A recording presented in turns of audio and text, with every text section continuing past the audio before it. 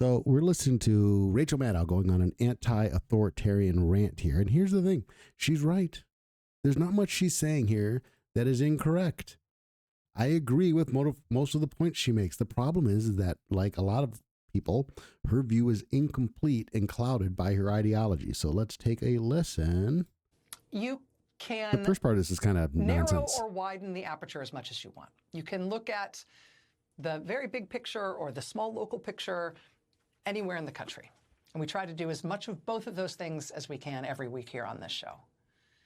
But whether you're looking at small-scale local stories or the biggest picture stories about what's happening in our country, the story is the same, and it is now an undeniable thing.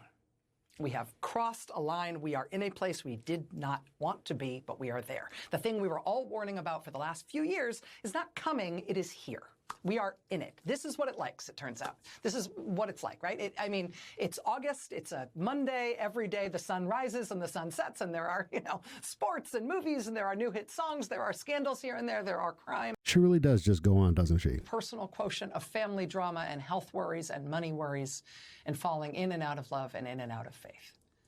Life has not stopped, and none of our personal lives have stopped. But also, at the same time, life in the United States is profoundly changing, is profoundly different than it was even 6 months ago. This timeline, this time framing is pretty important. Authoritarian leader in charge. Because we do now live in a country that has an authoritarian leader in charge. So here's the interesting thing. She talks about the fact that they've been warning about this for a few years. And I'm here to tell you that the libertarians have been warning you about this for a long, long, long time.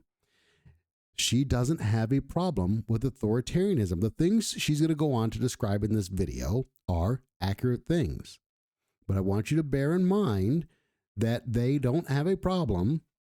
The left doesn't have a problem with authoritarianism when it's their authoritarianism, any more than the right has a problem with their authoritarianism. The problem they have is the other guy being authoritarian. And if you don't stand against that, if you don't stand against a totalitarian government that thinks it can do whatever it wants to you, if you don't do that consistently, your side and their side, then nobody's listening to you.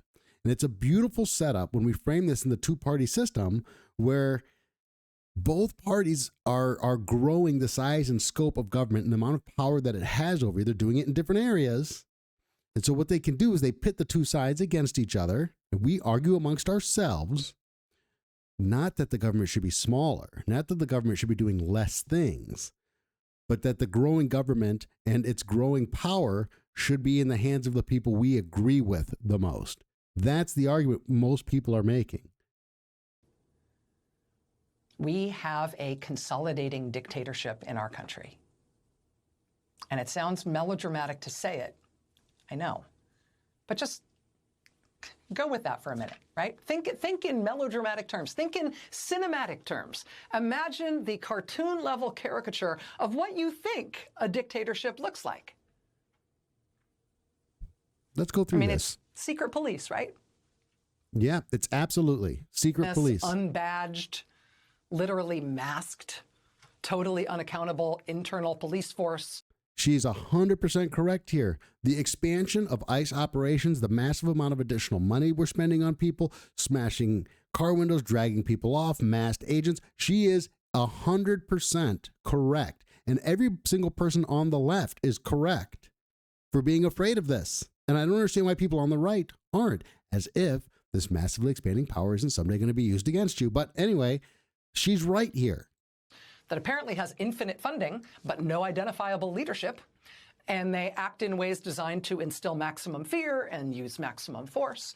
I mean, when you imagine an authoritarian country, right, what you imagine is masked secret police breaking people's car windows and snatching people off the streets and out of church parking lots and courtroom hallways.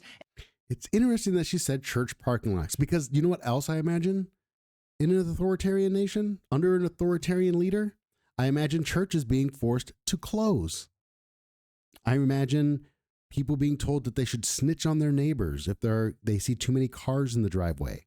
I imagine a nation that requires you to have some kind of proof of certain medical things being done in order for you to exist in exchange. or engage in commerce. I imagine businesses being forced to close. I wonder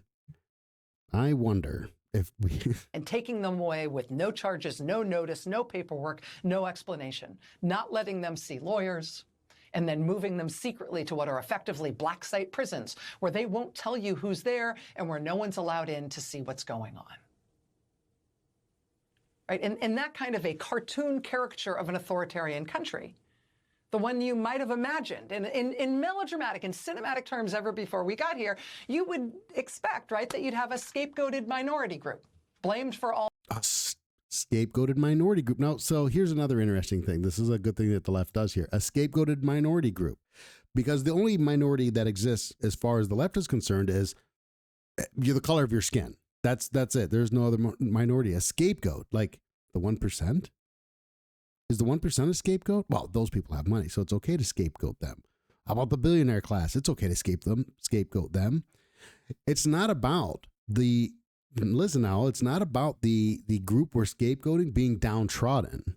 It's not about the group we're scapegoating being oppressed. That's not the argument.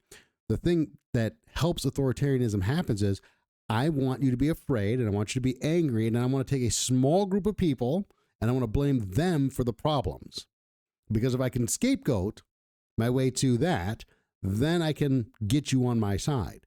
So it's not about oppression here, folks. And I think that's another reason that the left likes to frame everything in the window of oppression, because they're doing the same thing. Here's a bunch of bad, horrible economic policies that have grown the government, damaged the economy, has made healthcare and education and housing unaffordable. We did this, and it's progressive economic policy. But what we'll do, because we don't want to take the blame, we want more power and control over you, and we want to be able to seize money from people. Sounds authoritarian. What we'll do is we'll scapegoat this small group of people instead of taking responsibility and having an economic conversation to do the same thing.